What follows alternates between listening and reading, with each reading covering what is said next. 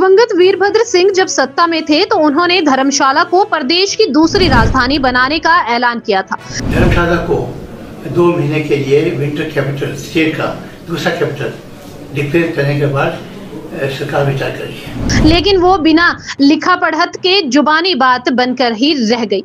आगे कुछ हुआ नहीं। हालांकि वह अपने शासनकाल में कांगड़ा के प्रवास पर बराबर आते रहे। इस परंपरा को बाद में प्रेम कुमार धूमल ने भी सत्ता में आने पर निभाया। यही नहीं, धर्मशाला में मंत्रियों के बैठने के लिए सचिवालय भी बनाया। लेकिन उसके बाद वह भी जयराम सरकार के शासनकाल में ठंडे बस्ते में जाता रहा। वीरभद्र के वक्त धर्मशाला में विधानसभा के शीतकालीन सत्र की परंपरा शुरू हुई तो दूसरी विधानसभा बनी। जब धूमल सरकार थी तो उन्होंने पर्यटन विकास निगम के कार्यालय को धर्मशाला से चलाया। यानी उस वक्त के चेयरमैन राकेश पठानिया का कार्यालय शिमला ना होकर धर्मशाला हुआ करता था। अब जब सुक्खू सरकार सत्ता में आई थी तो सीएम सुखविंदर सिंह सुक्खू ने कांगड़ा को पर्यटन राजधानी कहकर पुकारना शुरू कर दिया था।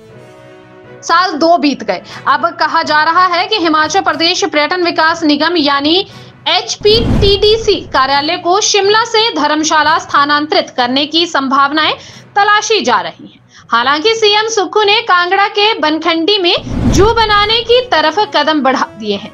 काम भी चल रहा है। अब सीएम सुक्खू कांगड़ा प्रवास पर आने वाले हैं। इससे पहले उन्होंने एक तान छेड़ दी है कि उनकी सरकार HPTDC कार्यालय को शिमला से धर्मशाला स्थानांतरित करने की संभावनाएं तलाश रही है। सुक्खू दरअसल HPTDC के कामकाज की समीक्षा बैठक की अध्यक्षता कर रहे थे तो उनका मानना था कि कांगड़ा जिले को पर्यटन राजधानी घोषित किया है और यह कदम जिले में पर्यटन क्षमता का दहन करने के बेहद मददगार साबित होगा। अब देखना यह होगा कि ये सब कब तक धरातल पर उतर पाता है। सीएम सुक्खू का मानना है कि उनकी सरकार HPTDC को आर्थिक तौर पर संपन्न और व्यवहारिक संगठन बनाने के लिए हर संभव प्रयास कर रही है। पर्यटन विकास निगम की 11 प्रमुख संपत्तियों के जीर्णोद्धार एवं पुनरुद्धार के लिए 250 करोड़ रुपए की राशि स्वीकृत की गई है तथा यह कार्य चरणबद्ध तरीके से किया जाएगा। सीएम ये भी चाह रहे हैं कि हिमाचल प्रदेश पर्यटन विकास निगम के रेस्तरां की पहुंच बढ़ाने के लिए स्विगी और जोमेटो के साथ समन्वय हो।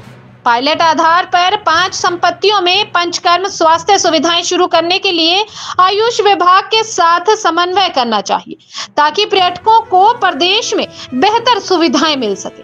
सीएम ये भी चाहते हैं कि पर्यटकों को आकर्षित करने वाले तथा अधिक भीड़ भाड़ वाले क्षेत्रों में फूड ट्रक चलाने की संभावनाएं तलाशने तथा मनाली में फ्लाइंग डाइटिंग और ग्लास रेस्तरां स्थापित करने पर विचार हो।